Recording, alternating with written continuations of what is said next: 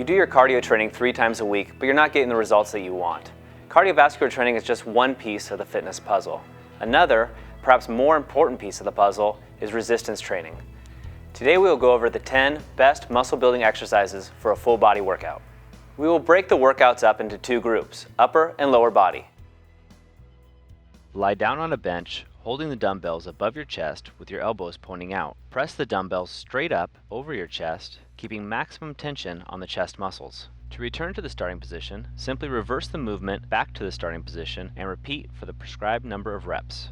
For our next exercise, we will need a pull-up bar to do chin-ups, or for a modified version, we will be doing lat pull-downs. Chin-ups or pull-ups, depending on hand position, are an excellent exercise for building up lat strength and size. To begin the chin-up, position yourself underneath the chin-up bar with an underhand grip roughly shoulder width apart. Next, pull yourself up so your chin passes over the bar. Then lower yourself down slowly in a controlled manner. It is important in this exercise to concentrate on pulling with the large muscles of the back and not swinging the body to get you up.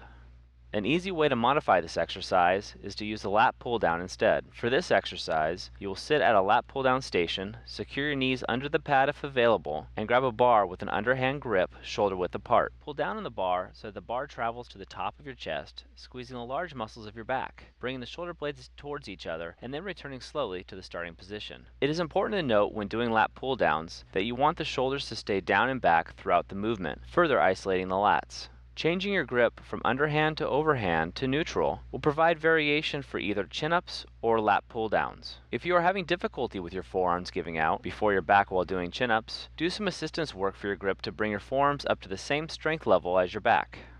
Now we move on to the classic push-up. It's a great overall strength and mass builder for all the pressing muscles, chest, shoulders, and triceps. Start out lying face down on the floor. With your arms at shoulder height, keeping your body rigid from toes to head, push yourself up off the floor until your arms are fully extended, and then lower yourself down a few inches from the floor. It's important when performing push-ups to not let your hips sag, as this puts stress on your lower back. A side benefit of the push-up is the activation of your core when done properly. Like the chin-up, there are numerous hand position variations for push-ups that will hit the muscles from different angles and lead to greater overall muscular development. If you are not quite ready for the full push-up, modified push-ups are an option. These are done by performing a push-up in the same fashion, but this time, your knees will remain on the ground with your feet off the ground. As with full push-ups, it is important to keep your core rigid and not let your hips sag. In the modified push-up, you want to keep a straight line from the knee joint to the head as you raise and lower your body.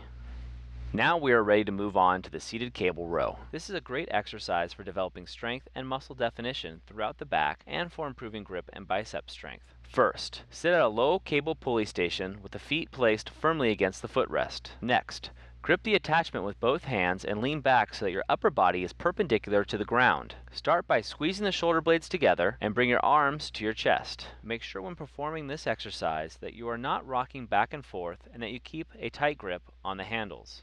Now that we have hit the major muscles of the back and chest, it is time to move on to our last exercise of the workout, the dumbbell shoulder press. Grab a pair of dumbbells and raise them to shoulder height with palms facing away from you. Next, press the dumbbells overhead, making sure you keep your palms facing away and extend the arms fully at the top. Slowly lower the weight back to the starting position and repeat. This wraps up our upper body workout. On to the lower body.